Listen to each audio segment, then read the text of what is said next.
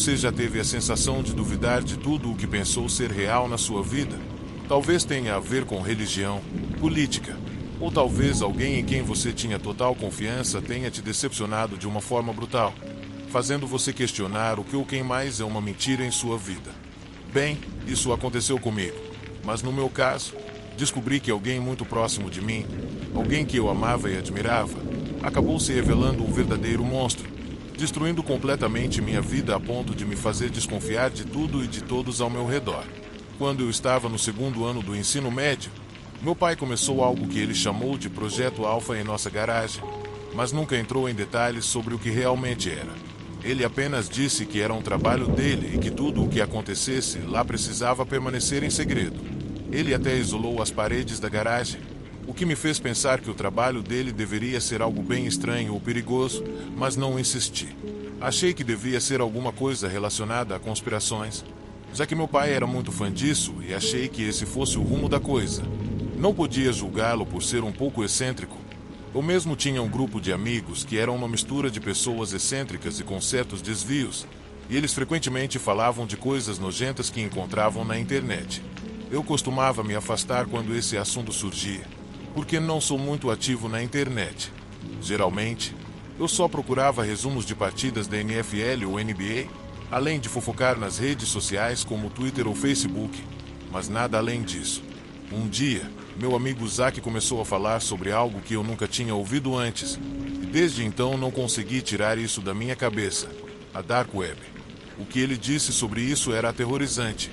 Anúncios de matadores de aluguel, lojas vendendo todo tipo de droga imaginável, venda de órgãos e outras loucuras. Não sei porquê, mas de algum jeito, o que ele estava dizendo começou a me intrigar. Será que realmente existia um lugar assim na internet? No fim de semana, combinamos que ele nos mostraria o que era a Dark Web. Quando o sábado finalmente chegou, todos nós chegamos à casa do Zack pontualmente. Sem perder tempo, fomos até o quarto dele, e ele nos mostrou como ele conseguia acessar essa parte da internet. Não demorou muito para percebermos que ele não estava brincando. Todas aquelas coisas horríveis que ele mencionou estavam realmente lá, e ficamos todos muito chocados com a quantidade de coisas ilegais que estavam espalhadas por toda parte, como se fosse algo normal. Havia anúncios oferecendo drogas de todos os tipos, algumas das quais eu nunca tinha ouvido falar antes. Também visitamos uma página que tinha uma coleção extensiva de fotos grotescas de pessoas mortas pela polícia em confrontos, perseguições e coisas do tipo. Zack nos contou que todas aquelas fotos eram de arquivos da polícia, e isso me fez perguntar: como alguém consegue ter acesso a arquivos do FBI e publicá-los assim? Era completamente insano. Depois de uns 20 minutos rolando, Zack encontrou um link para uma transmissão ao vivo sem nome. Isso despertou a curiosidade de todos nós, então não hesitamos em clicar no link. De repente, a tela ficou completamente preta e, em seguida, vimos um relógio digital contando regressivamente. Havia uma tensão no ar, e quando o relógio chegou a 0, a tela ficou completamente escura por 30 segundos. Tudo o que podíamos ouvir era uma respiração pesada e difícil. Estávamos todos muito curiosos. Então, um flash de luz apareceu, provavelmente de uma lanterna, e revelou um homem muito estranho. Ele usava uma máscara de palhaço, mas uma muito feia, um chapéu de alta costura, um terno elegante e uma capa. Eu sei que isso parece loucura, mas eu juro que era real. Quando esse homem abriu a boca, sua voz parecia estranha e distorcida, como se ele quisesse esconder quem ele era. Ele disse algo como: "Boa noite, obrigado por se juntar a nós. Temos um bom show para vocês hoje." E ele se apresentou como Happy Harry.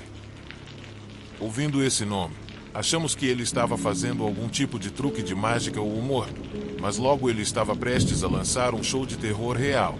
De repente, a tela mudou e vimos uma pequena sala com paredes vermelhas. No fundo, estavam duas mulheres, uma era bem obesa e a outra, bem, era mais atraente. Ambas estavam presas à parede, com os braços presos por correntes. Nesse momento, Happy Harry se aproximou da mulher obesa e começou a tocar seu rosto de maneira muito grosseira e perturbadora. Ele disse algo como: "Você é feia. Criaturas como você não merecem estar aqui. Apenas as bonitas." Então, ele olhou para a outra mulher e perguntou se ela concordava, mas ela não respondeu. Ambas estavam apavoradas e, sinceramente, não parecia algo encenado, não parecia uma atuação. Eu tenho algo especial para você, querida, ele disse para a mulher atraente. Mas primeiro, vamos lidar com a gorda feia. A essa altura, eu comecei a ficar nervoso, esperando que fosse tudo apenas uma farsa, algo ensaiado para nos entreter, mas com toda a loucura que já tínhamos visto até ali na Dark Web, comecei a duvidar que fosse isso. Happy Harry pediu aplausos, e um par de mãos apareceu de fora da sala, batendo palmas para ele. Depois disso, ele se aproximou da mulher obesa, pegou um par de enormes tesouras de jardinagem e disse: "Que pena. Se você fosse mais bonita, eu não precisaria fazer isso." Naquele momento, ele começou a fazer algo impensável. Ele começou a cortar a mulher em várias partes de seu corpo, e os gritos que se seguiram eram ensurdecedores e absolutamente gelantes. Meus amigos e eu ficamos paralisados, e um dos meus amigos começou a vomitar de tanto nojo. Então, eu vi esse cara pegar uma motosserra. Eu sei que parece ridículo, mas juro que era uma motosserra real. Eu me senti perdido e tonto quando ouvi o som da motosserra ligar. Nesse momento, a mulher obesa desmaiou de tanto choque, enquanto a outra não parava de chorar de pânico. Então, Happy Harry desligou a motosserra e gritou pedindo uma chicote, que apareceu de repente de uma mão invisível, e ele começou a usar de forma brutal contra a menina que estava chorando. Foi aí que senti que meu coração ia sair pela boca. Estávamos todos completamente aterrorizados, nojo, indignados e em choque. O ataque foi tão horrível que, com tanto torcer e contorcer de dor, as correntes da garota se romperam e ela desabou no chão.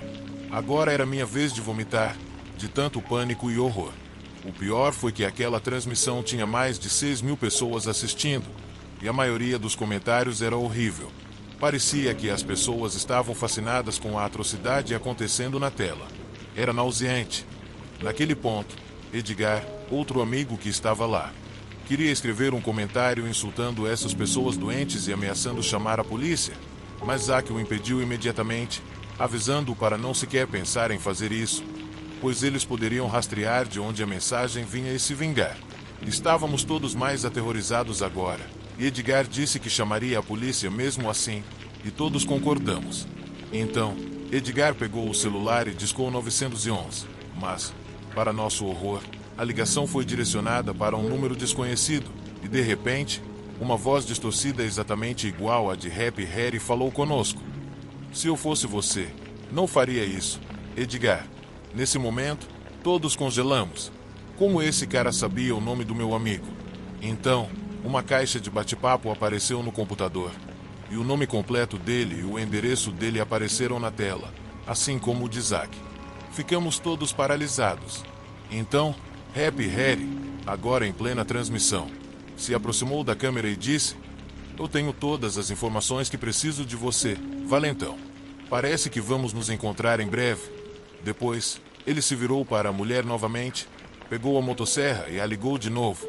Eu nem quero descrever o que ele fez a seguir com aquelas pobres mulheres, porque meu estômago embrulha toda vez que lembro disso.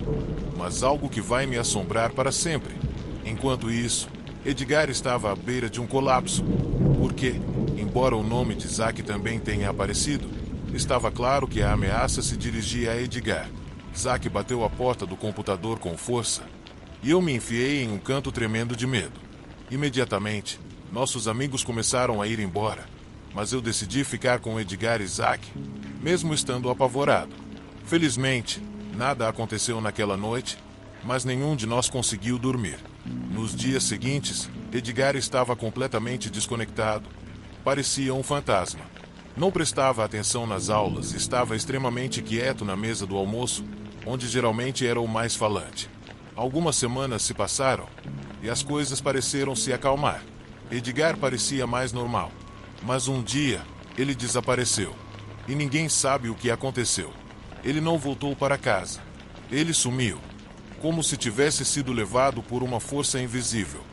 Desde aquele dia, eu nunca mais consegui parar de pensar sobre aquela transmissão. Eu soube que alguém foi pego, mas agora não tenho mais certeza de quem ou por quê. Eu sinto que as coisas não ficaram por aí, e eu temo que os próximos passos, para nós ou para qualquer um que ouse visitar a Dark Web, sejam ainda mais aterrorizantes.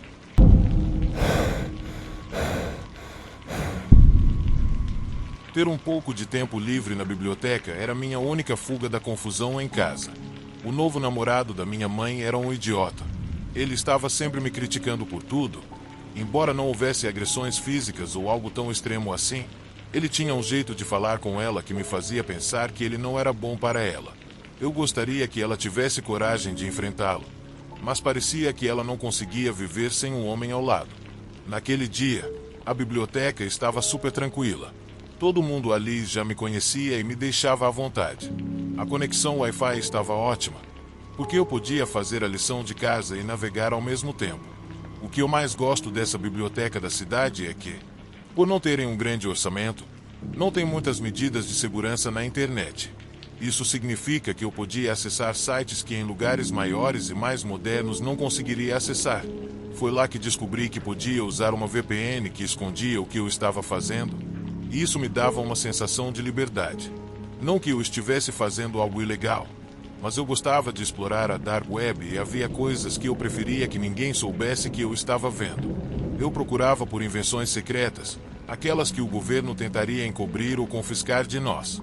Normalmente, eram coisas bem inofensivas, como um cara tentando montar um reator nuclear no quarto ou alguém que queria saber como fazer uma máquina do tempo. No final, o primeiro não tinha o material necessário para montar o reator, e o outro não percebeu que viajar no tempo não funciona de acordo com a física real. Mas, para mim, era muito divertido ler esse tipo de coisa. A verdade é que a ideia de viagem no tempo me chamou muito a atenção, e comecei a procurar mais informações sobre isso.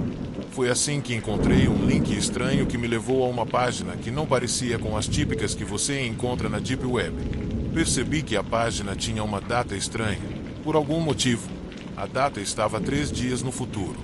Achei que fosse um erro, mas cliquei mesmo assim e esperei. Demorou um pouco, mas quando abriu, parecia uma versão minimalista de uma página de notícias, mas de um meio que eu nunca tinha ouvido falar antes. A maioria das matérias era normal e parecia ter as datas certas, exceto por uma. O trecho que vi falava de uma mulher que havia sido assassinada em casa, e a polícia dizia que não era um assassinato qualquer. A cena parecia como se um animal selvagem tivesse a despedaçado. O artigo dizia que o assassinato aconteceu na sexta-feira, dia 14 de novembro, na minha cidade. Mas isso não fazia sentido, porque era apenas terça-feira. Revisei o artigo, pensando que talvez tivesse acontecido na semana passada e eles tinham cometido um erro na data.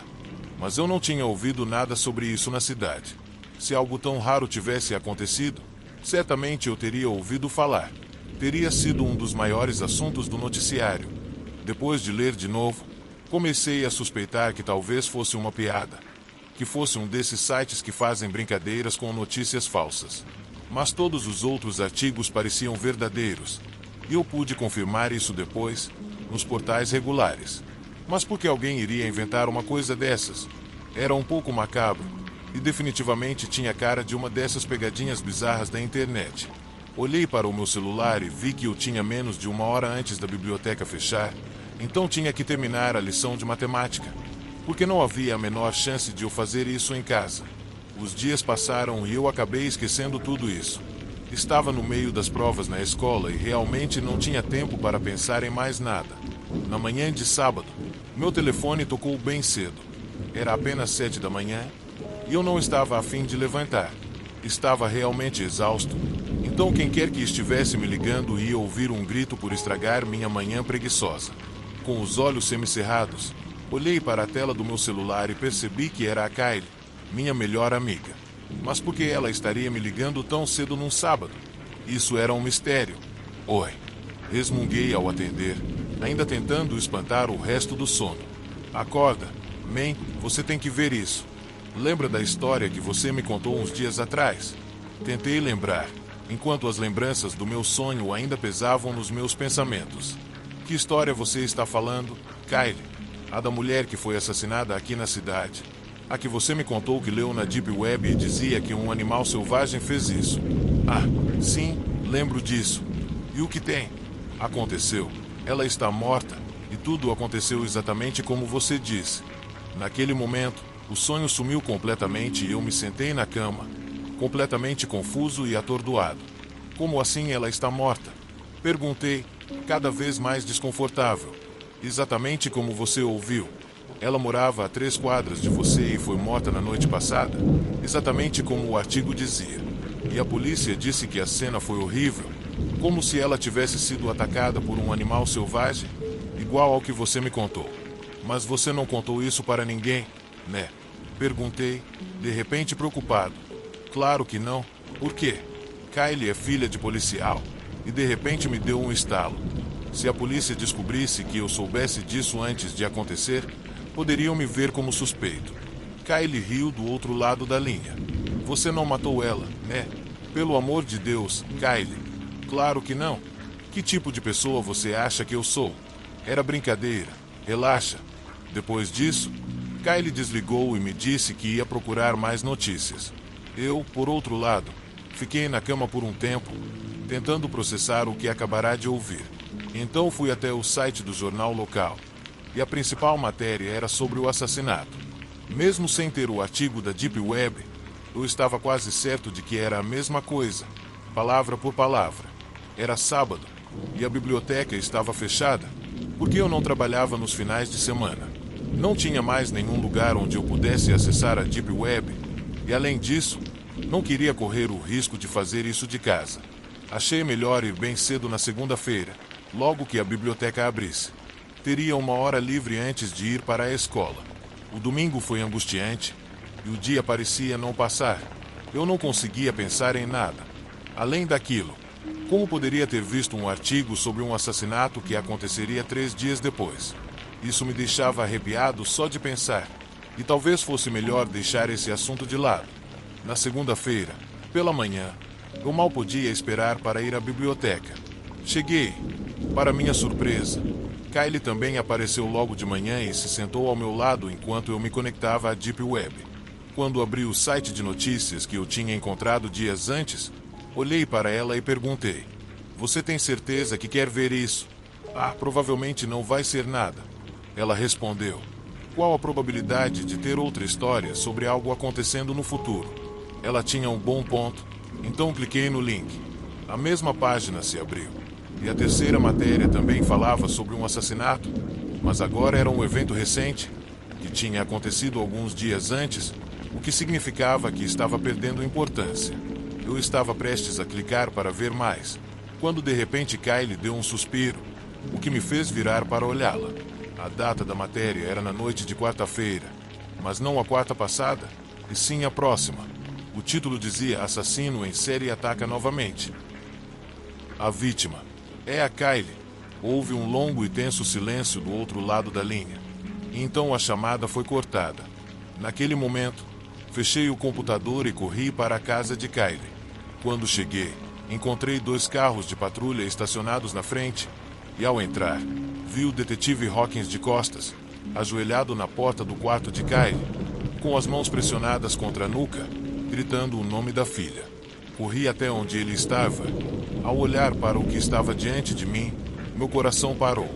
Era Kylie, ou melhor, partes de seu corpo espalhadas pelo quarto, que estava coberto com seu sangue. O assassinato de Kylie foi o último desse tipo registrado na cidade. Depois disso, a página desapareceu da Dark Web sem deixar rastros, e apesar de todos os esforços do detetive Hawkins, o assassino nunca foi encontrado.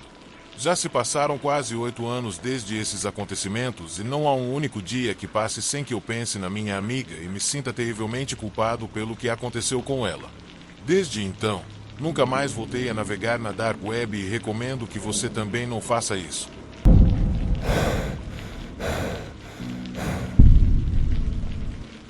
Acabei de me formar na faculdade e estava atolado até o pescoço em dívidas estudantis, então decidi me mudar para a casa do meu irmão mais velho, Elvis, até conseguir encontrar um lugar para mim. A última vez que o vi foi há 5 anos, no casamento dele. Ele se casou com uma mulher que me causou uma sensação estranha.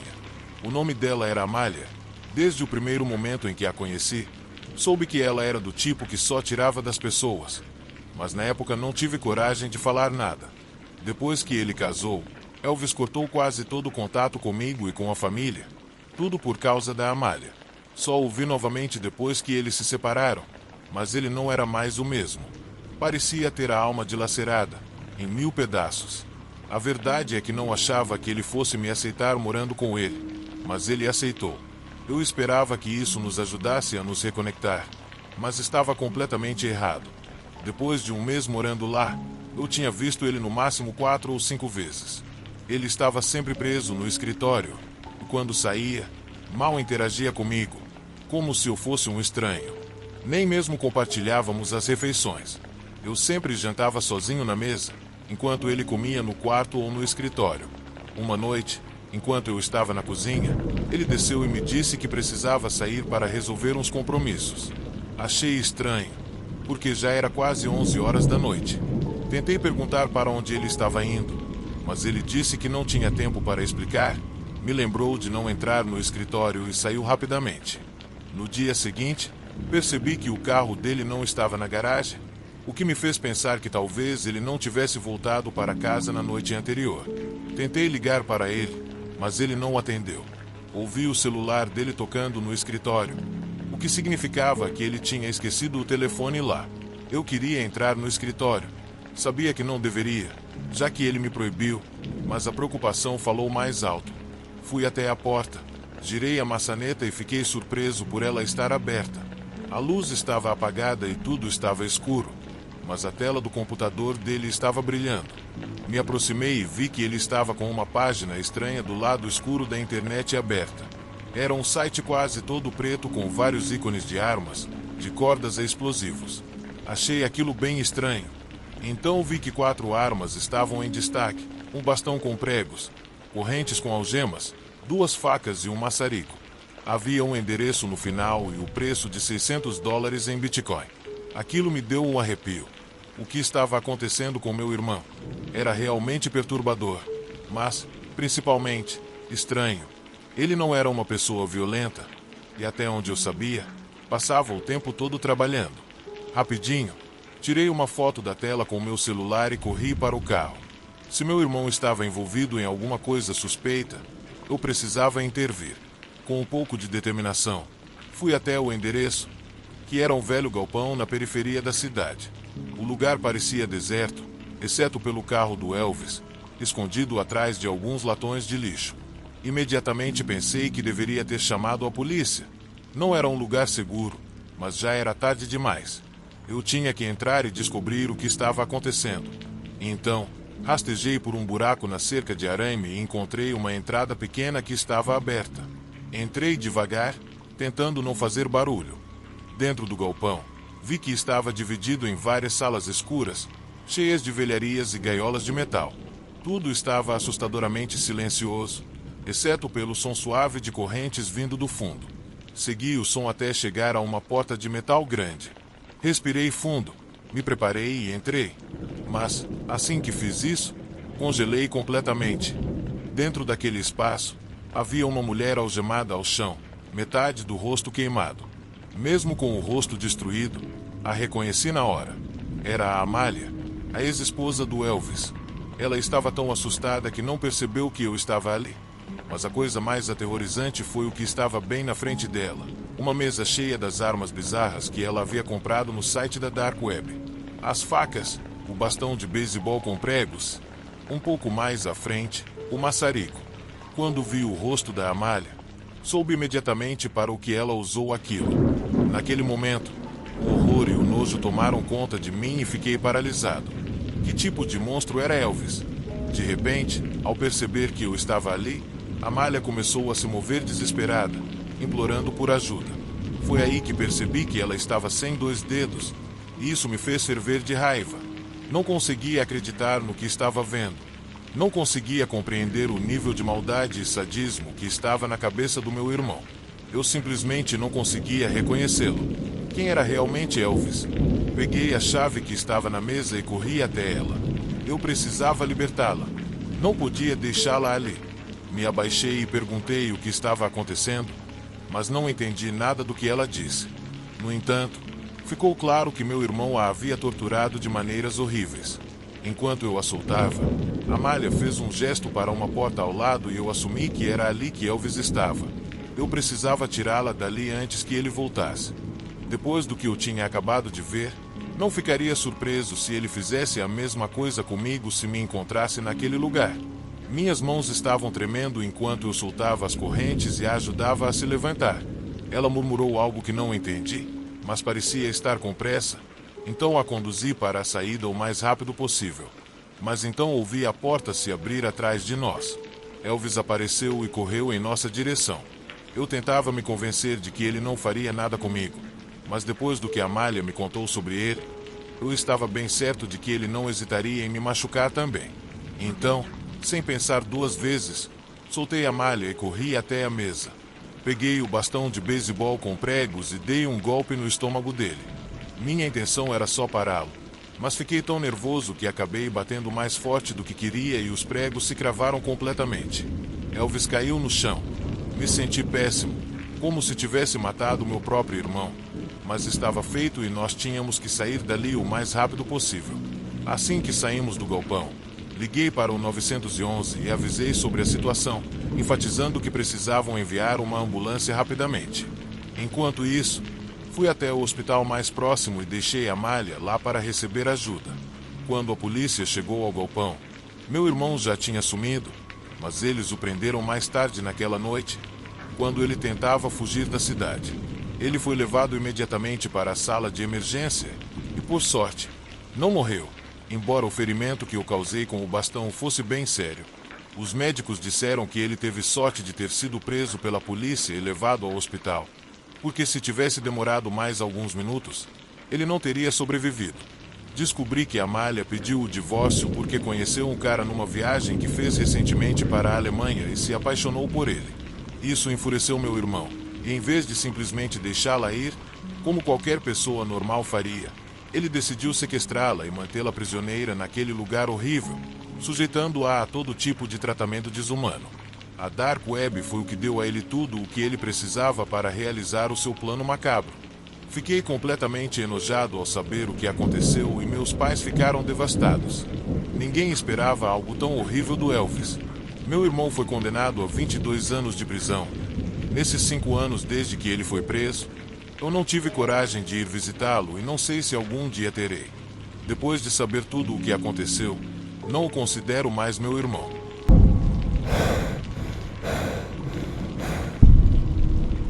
Acontece que um dia, enquanto eu estava na faculdade, um amigo meu, o Sam, teve a ideia de explorarmos a Deep Web para ver se encontrávamos algo para nos entreter.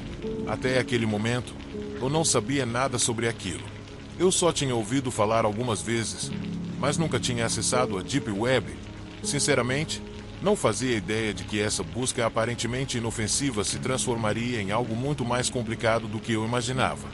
Depois daquela primeira exploração com meu amigo, percebi que a sensação de anonimato era algo que eu nunca tinha experimentado antes. Então, baixei o Tor no meu laptop e continuei explorando por conta própria.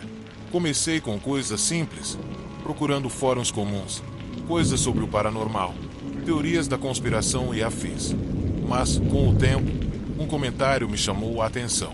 Era de alguém em um post falando sobre se vingar de seu ex. E no meio de um monte de comentários típicos de assassinos de aluguel e ofertas para hackear os dispositivos de outras pessoas, havia um comentário que me chamou a atenção. Ele dizia algo como: se você realmente quer que eles sintam sua vingança, clique aqui. Estarei esperando por você. Eu não tinha ninguém de quem quisesse me vingar, mas estava muito curioso para saber do que se tratava, então cliquei. A tela ficou preta a princípio e demorou muito. Mas quando eu estava quase perdendo a esperança, vi um ponto piscando no canto inferior. Deslizei o cursor sobre ele. Em um clique, o fórum se abriu. Era algo totalmente diferente de tudo que eu já tinha visto. Assim que abri, soube que era outro nível. As mensagens variavam de pessoas oferecendo serviços a outras que ofereciam coisas malucas, como adoções clandestinas. Passei as próximas 2 semanas imerso na Deep Web, navegando nesse fórum todas as noites, e a cada vez que eu atualizava, o número de mensagens novas era avassalador. A quantidade de usuários naquele lugar me surpreendeu, considerando como era difícil chegar ali.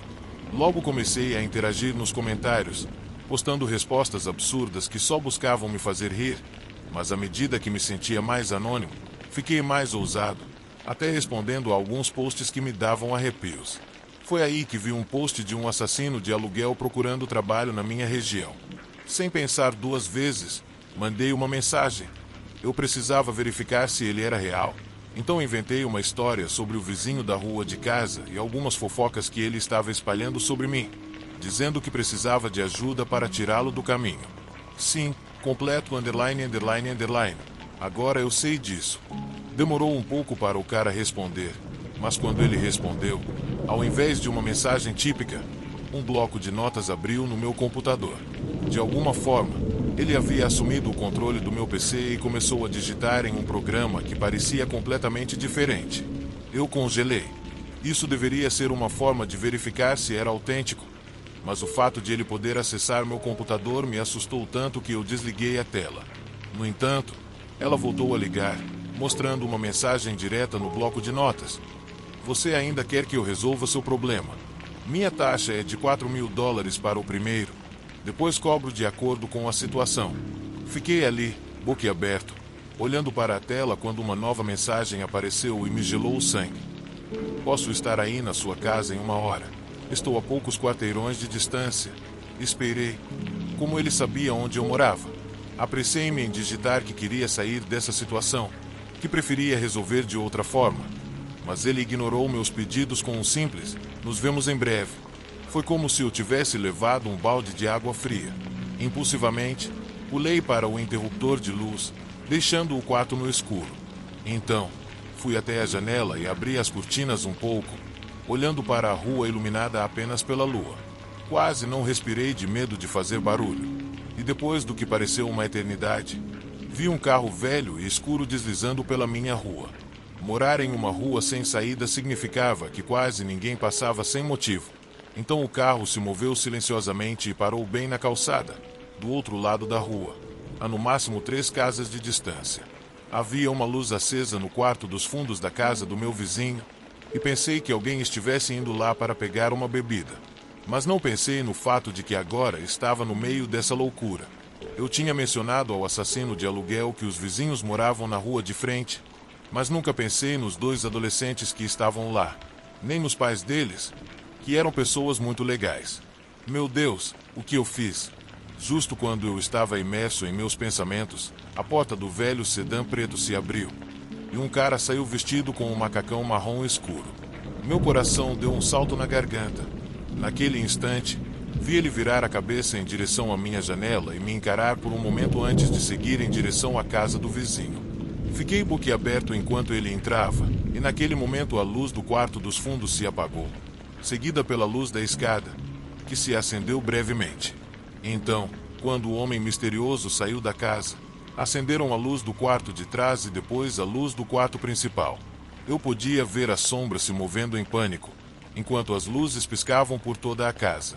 A luz da cozinha acendeu em seguida, e depois a porta da frente se abriu. Foi quando vi um dos adolescentes sair coberto de sangue. Ele caiu no chão e começou a se arrastar, tentando fugir, mas de repente o homem apareceu atrás dele, sorrindo de forma macabra e com um sorriso de satisfação nos lábios. Num piscar de olhos, ele apontou a arma para ele e atirou a queima-roupa. Eu assisti enquanto o garoto parava de se mover, e meu coração quase explodiu de pavor. Eu tremia e sentia uma dor opressiva no peito. Não sabia se era pela culpa enorme que senti ou pelo frenético batimento do meu coração. Depois que terminou, o cara tirou um smartphone do bolso e, nesse instante, a tela do meu computador voltou a acender e uma nova mensagem apareceu no bloco de notas. Dinheiro pela manhã ou eu te visito depois. Naquele momento, meu coração parou. Eu nem tinha esse dinheiro e agora estava em uma enorme encrenca. Mas, de repente, algo inesperado aconteceu. Quando o cara guardou o celular e caminhou em direção ao carro, o Sr. Miller apareceu na porta, coberto de sangue, mas de pé com uma arma na mão. Num piscar de olhos, ele apontou a arma para o cara de macacão e puxou o gatilho umas 7 vezes até ficar sem balas e cair sobre o corpo sem vida de seu filho. O assassino não teve tempo de reagir e caiu de bruços no chão. Nesse momento, vários vizinhos começaram a sair de suas casas para ver o que tinha acontecido, mas eu não pude. Não consegui sair e confrontar o Sr. Miller. Em vez disso, liguei para o 911 e esperei em casa pela chegada deles. Felizmente, os paramédicos conseguiram salvar o Sr. Miller e seu filho mais velho, mas sua esposa e seu filho mais novo, que o assassino havia baleado na calçada, não tiveram a mesma sorte. Foi uma tragédia horrível, e tudo foi culpa minha, de um idiota. O cara foi identificado mais tarde como um imigrante sérvio que era procurado por vários crimes, mas a polícia nunca conseguiu descobrir qual foi o motivo do ataque dele à família Miller. Esse é um segredo doloroso que eu levarei comigo até morrer ou até que a culpa me consuma completamente e eu decida falar. Por enquanto, não tenho coragem, mas desde aquele dia, fico longe da Deep Web.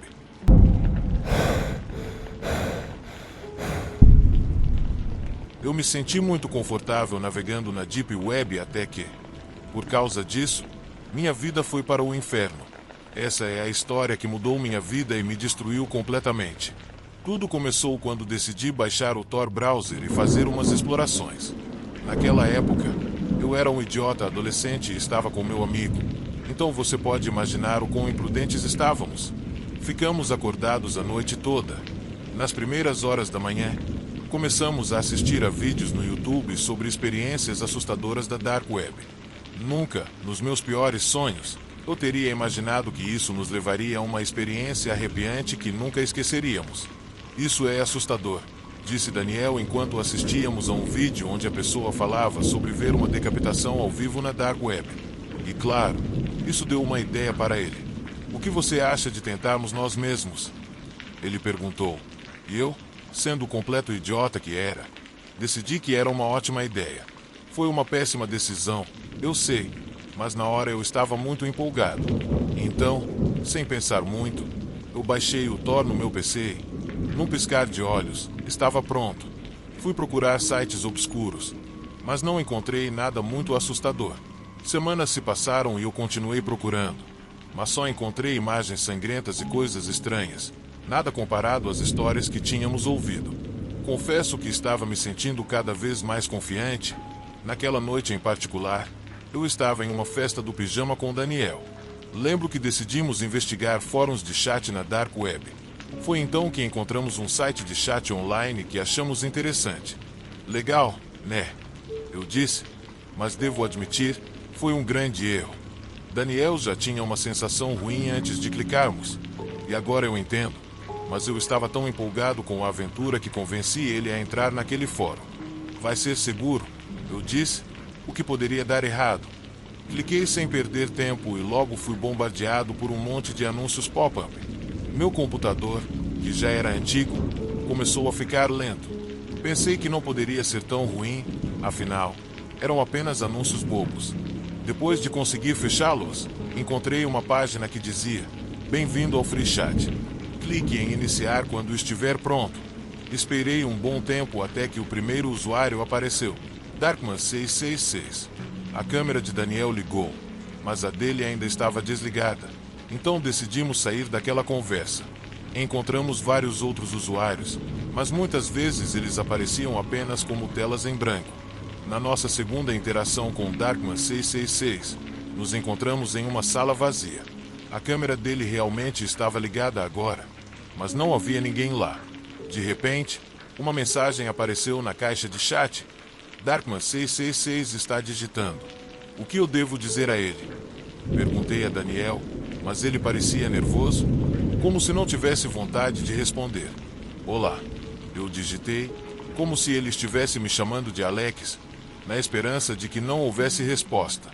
Mas, depois de um tempo, a notificação de Darkman apareceu novamente. Onde você mora? Aquilo nos deixou muito desconfortáveis, então não hesitei em abrir outra aba e apagar rapidamente todo o meu histórico de navegação. Cansados, acabamos adormecendo, mesmo com o computador ligado à nossa frente, o que foi um erro monumental. Era por volta das 3h30 da manhã quando acordei. O computador ainda estava ativo e a página de chat ainda aberta, mas a tela parecia mais escura e estranha.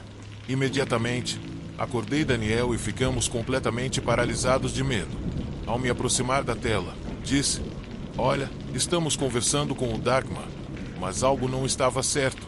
A câmera mostrava nós dois sorrindo, mas nem eu nem Daniel lembrávamos de ter rido. De repente, uma voz masculina profunda pronunciou o nosso endereço e o medo nos paralisou completamente. Começamos a tremer, incapazes de fazer qualquer coisa. Era como um pesadelo, mas o pior foi que a câmera não mostrava apenas nós dois. Havia uma sombra escura de um homem atrás de nós, claramente a uns 2 metros de distância.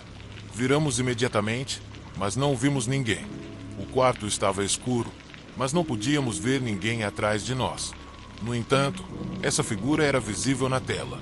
À medida que o indivíduo se aproximava na transmissão, uma arma apareceu em suas mãos e ele a levantou enquanto ficávamos lá, presos em um sorriso que não entendíamos. Esse sorriso era assustador, algo que eu nunca tinha visto antes. Quando o homem apontou a arma para mim, foi como se o mundo tivesse parado. Senti meu estômago revirar e a adrenalina correr por minhas veias. E, em pânico, eu soco o computador, destruindo-o como se fosse manteiga. Meu coração batia acelerado e eu coloquei as mãos na cabeça, apavorado. Daniel estava pálido e paralisado, como se tivesse visto um fantasma. Naquele momento, peguei o bastão de beisebol que estava em cima do meu armário. Em um acesso de loucura, destruí o computador. Foi então que comecei a chorar. Até hoje, ainda sinto arrepios pensando na Dark Web, especialmente naquele momento aterrador. Isso aconteceu há 9 anos. Desde então, Daniel e eu nunca tocamos no assunto desse incidente, para o qual não tenho uma explicação. Eu realmente só quero esquecer, mas uma coisa aprendi com tudo isso: nunca entre na Dark Web. Você nunca sabe quem está te observando.